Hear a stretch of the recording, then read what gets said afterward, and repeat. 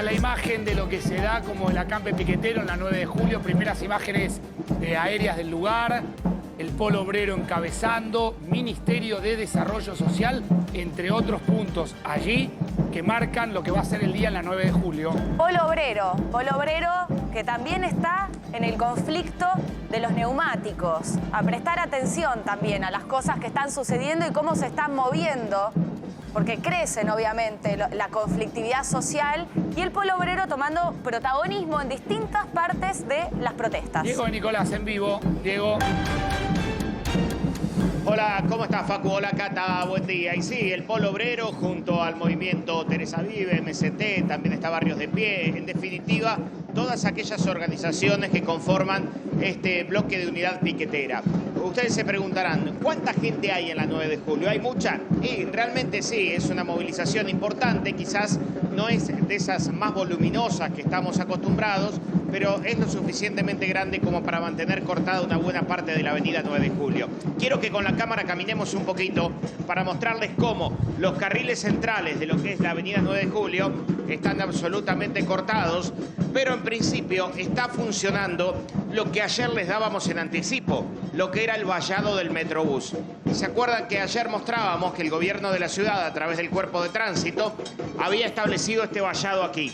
Bueno, esto está funcionando como contención y que tiene dos motivos. Por un lado, proteger a la gente del paso de los colectivos y por otro, proteger al Metrobús que no sea invadido por la gente. Entonces, bueno, está funcionando el Metrobús en un sentido y en el otro, pero hay que tener en cuenta que lo que es el tránsito de vehículos particulares por los carriles centrales de la 9 de julio está absolutamente cortado. Sí funciona el desplazamiento por las calles laterales de la 9 de julio, es decir, Lima de un lado y Bernardo de Irigoyen del otro, pero bueno, como decíamos hace un instante nada más, es una manifestación importante, pero no tiene quizás el volumen de otras manifestaciones y acampes que se han dado en este lugar. Ayer por primera vez, quiero reparar un poco en esta imagen, por primera vez veíamos vallado el Metrobús. Esto obviamente se mantiene, obviamente la ciudad quiere garantizar que se puede utilizar el Metrobús. Acá hay que marcar que miles de trabajadores lo utilizan todos los días. Trabajadores. Claro, para recorrer de punta a punta la avenida emblemática del centro de la ciudad, ¿no?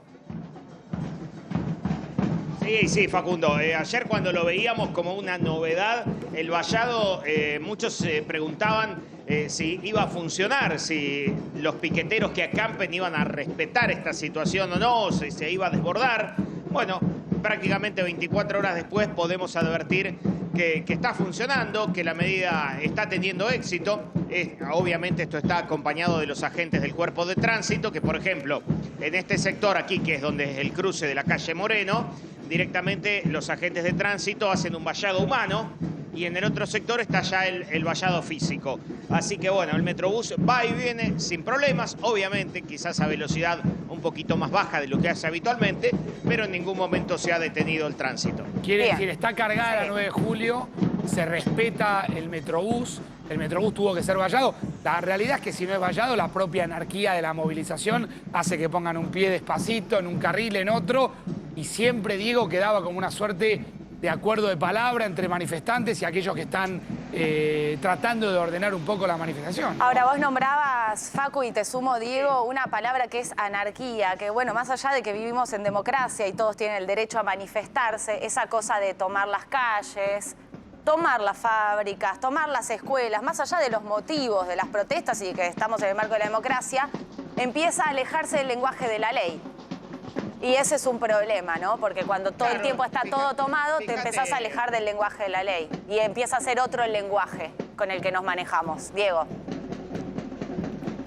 Fíjate, Cata, que acá, bueno, se ha logrado por lo menos que ese acuerdo de palabra del que muchas veces tienen los organizadores de estas movilizaciones y el gobierno de la ciudad, ha logrado por lo menos traducirse en un hecho concreto y que es este orden. Pero es como decíamos o decía Facu recién, por más que haya un acuerdo, a veces un manifestante da un paso para atrás, el otro pone un pie más adelante, otro grupito se decide a caminar por adentro del trazado del Metrobús y eso hace que los colectivos no puedan pasar. Bueno, el hecho de tener las vallas ha significado en el día de ayer y en el día de hoy al menos un pequeño avance para este orden del transporte Diego, público. quédate en vivo con la imagen, no nos vamos de ahí. Recapitulemos, Clara, los piqueteros que están pidiendo.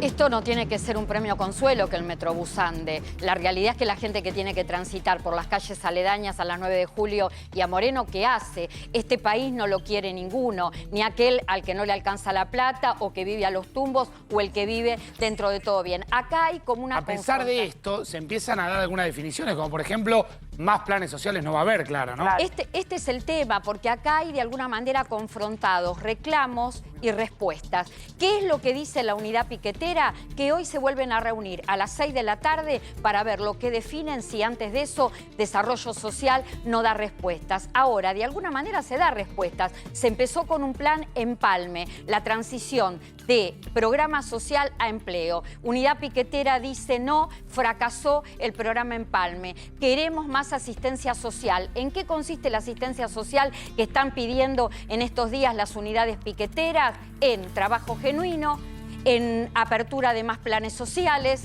y en que se entregue comida en los comedores y que sea en mayor cantidad y en tiempos más cortos. ¿Qué es lo que dice el Ministerio de Desarrollo Social? Y en eso Zabaleta fue categórico. No va a haber reunión en pleno acampe. No va a haber apertura de programas sociales. Se va a seguir propiciando la entrega de herramientas y materiales. Y atención con esto, se van a seguir auditando los planes sociales. Aquí estamos en un punto parado donde esto parece un cuello de botella, donde por un lado se dice una cosa, por otro lado se dice la otra, pero de todos modos estas marchas dan efecto. El efecto esperado no, porque la inflación es voraz, pero la realidad es que en las calles hay mucha gente y casi la totalidad de toda esta gente, Facundo, Cata, está recibiendo por parte del Estado, de este gobierno, del anterior, alguna ayuda social. Sí, bueno, es eso que, Clarita, marcamos más de una vez, que vos lo trazabas, me acuerdo, en una suerte de mapa digamos, del asistencialismo en la Argentina, que viene, digamos, de la caja Panda Alfonsín para acá, siempre ha crecido. Si uno ve la curva de cantidad de planes o de asistencia que el Estado tuvo o de beneficiarios, siempre ha crecido. Sí, esta ha sido es una gran deuda de la democracia, ¿no? Es una deuda de la democracia y no es culpa de la gente que recibe eso, sino de los vivillos que viven organizando eso y también lo más profundo, que es lo estructural, que es el Estado que no puede resolver estos niveles tan intolerables de pobreza que hay en la Argentina. El propio asistencialismo permanente. ¿Por qué fracasa el asistencialismo permanente y en la Argentina que se hizo permanente? Porque lo único que logró es sindicalización. Acá en las calles está los beneficiarios de tarjeta alimentar, de becas Progresar, de asignación universal por hijo, de potenciar trabajo. Todos están en las calles. Y un dato para terminar, para que vean cómo los gobiernos también tienen naturalizado el asistencialismo en la Argentina. Presupuesto 2023 tiene considerada una partida de fondos, atención con este número, para asistir en el año 2023 a 19 millones de personas. Bueno, estamos en vivo ahí. Algo decía Diego de Nicolás que nunca había pasado, que es el Metrobús vallado. Tampoco nunca había pasado que tras la toma de escuelas la policía de la ciudad notificara a los adultos, a los padres, con lo cual evidentemente hay un escenario, si se quiere, puesto esto entre comillas, novedoso, que hay que seguir de cerca, justamente por eso, por lo novedoso. En instante volvemos con Diego de Nicolás, pasamos al tema escuelas. Nos vamos.